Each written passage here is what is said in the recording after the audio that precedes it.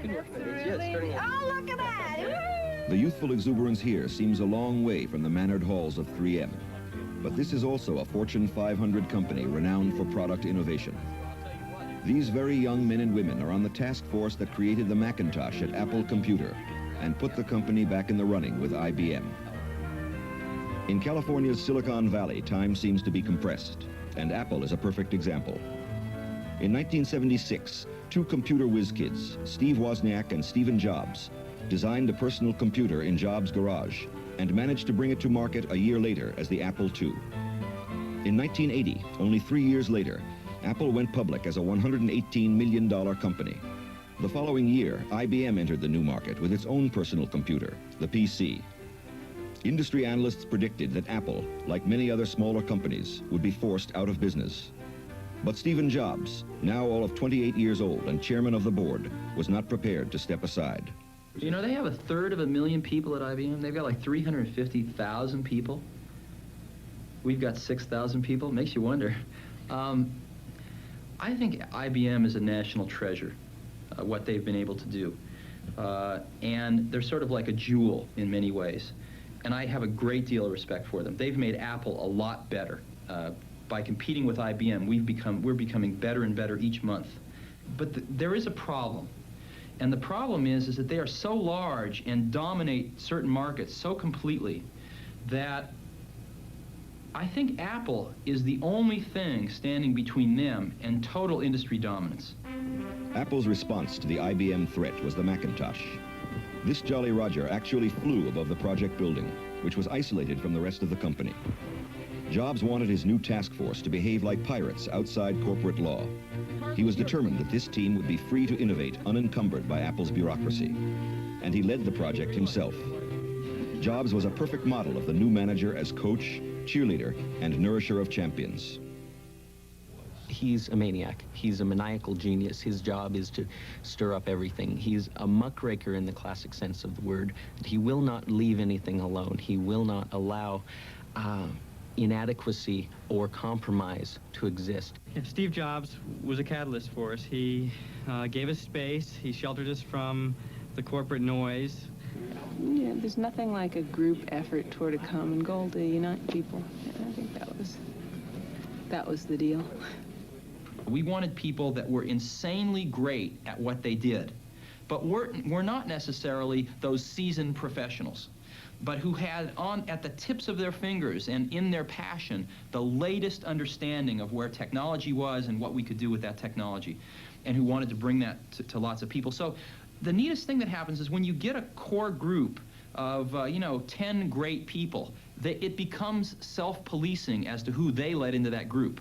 So I consider the most important job of someone like myself is recruiting. We agonized over hiring. We had interviews. You could go back and look at some of the interviews agendas. They would start at 9 or 10 in the morning and go through dinner. A new interviewee would talk to everybody in the building at least once and maybe a couple times, and then come back for another round of interviews, and then we'd all get together and talk about it. And then they could fill out an application. No, they never filled out. The most critical part of the interview, at least to my mind, was when we finally decided we liked them enough to show them the Macintosh prototype, and then we sat them down in front of it, and if they just kind of were bored or said, this is a nice computer, we didn't want them. We wanted their eyes to light up and them to get really excited, and then we knew they were one of us. And everybody just wanted to work, not because it was work that had to be done, but it was because something that we really believed in, that was just going to really make a difference. And that's what kept the whole thing going. We all wanted exactly the same thing, and instead of spending our time arguing about what the computer should be, we all knew what the computer should be, and we just went and did it. The greatest people are self-managing. They don't need to be managed. Once they know what to do, they'll go figure out how to do it, and they don't need to be managed at all. What they need is a common vision. And that's what leadership is. What leadership is having a vision, being able to articulate that so the people around you can understand it, and getting a consensus on a common vision. You can click on a tool like a paintbrush and say, just real quickly, flip out a little image of someone. You can say, draw an eye. Grab it with a lasso, pull it over, peel off the coffee, get another paintbrush, The Mac team's vision was an inexpensive computer as powerful and sophisticated as IBM's PC, with an added playfulness that would make it attractive to young people like themselves. And they wanted it easy to use. With Macintosh, there are no complicated commands to be memorized and typed into the machine. All you do is move an arrow with a selection device called a mouse and point to what you want from a menu of options presented on the screen. Then the nice thing is you can copy a whole section, peel off a copy, flip it over, move in. One of the neatest things about Macintosh was we had a chance to change the way people thought of computers. I think prior to when the personal computer stuff started happening, 5 or 6 years ago, everyone thought of computers as big, cold, impersonal, generally negative connotations associated with a computer. No one would associate the word fun and computer together. They look at the machine and they say, it gets me in the gut. I don't know exactly how to articulate it, but it's, cute and fuzzy and warm and motherhood, I want it. And it's so funny to hear your friends say this, and your enemies say this. You've conveyed something very, very intangible through this bunch of electronics, really. Very unemotional little pieces come together to form something that draws you, that's very approachable. You ask yourself, why are you doing it? I'm certainly not doing it for Steve Jobs. I'm doing it for something that I think is a much greater good than that. And that's the chance to change something really, honestly, truly, for the better. Here is how we see personal computers. Here's how we want the world to be. And here's how we're gonna change it. We have a vision of how we want it to be. We want to convert people. We want to make converts. Apple bet heavily that Macintosh would attract converts. Long before the computer was completed, the company invested $20 million in this assembly plant in Fremont, California. To keep its price down, Macintosh was designed specifically to be assembled in high volume on an automated line. At the Fremont plant, one Macintosh is assembled every 27 seconds. The plant is currently producing 80,000 computers a month. Designing a state-of-the-art plant for the first time was an overwhelming task, and finding the right person to manage it proved to be just as difficult. We went through that stage in Apple where we went out and we thought, oh, we're going to be a big company, let's hire professional management. We went out and hired a bunch of professional management. It didn't work at all. Most of them were bozos. They knew how to manage, but they didn't know how to do anything. And so if you're a great person, why do you want to work for somebody that you can't learn anything from? And you know what's interesting? You know who the best managers are? They're the great individual contributors who never, ever want to be a manager, but decide they have to be a manager because no one else is going to be able to do as good a job as them. After hiring 2 professional managers from outside the company and firing them both, Jobs gambled on Debbie Coleman, a member of the Macintosh team. 32 years old, an English literature major with an MBA from Stanford, Debbie was a financial manager with no experience in manufacturing.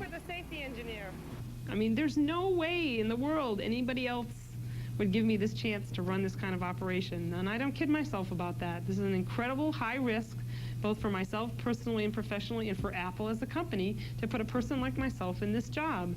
They're really betting on a lot of things. We're betting that my skills at organizational effectiveness, override all those, lack of technology, lack of experience, lack of, time in manufacturing. So it's a big risk, and I'm just an example, and every single person on the Mac team, almost to your, entry-level person, you could say that about. This is a place where people were afforded just incredibly unique opportunities to prove that they could write the book again. Apple released Macintosh on January 24th, 1984, hoping to sell 50,000 computers in the first 100 days on the market. 72,000 sold, and sales continue to climb.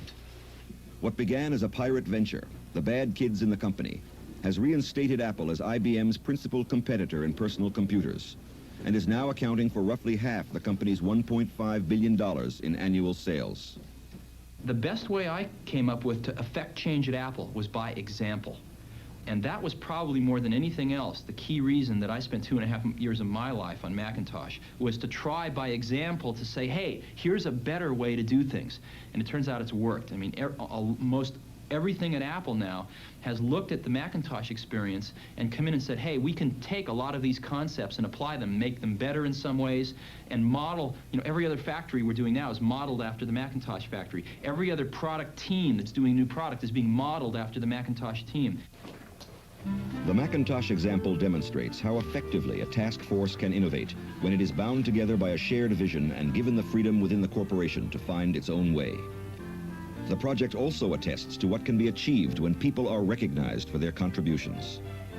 Inscribed inside the casing of every Macintosh, unseen by the consumer, are the signatures of the whole team. This is Apple's way of affirming that their latest innovation is a product of the individuals who created it, not the corporation.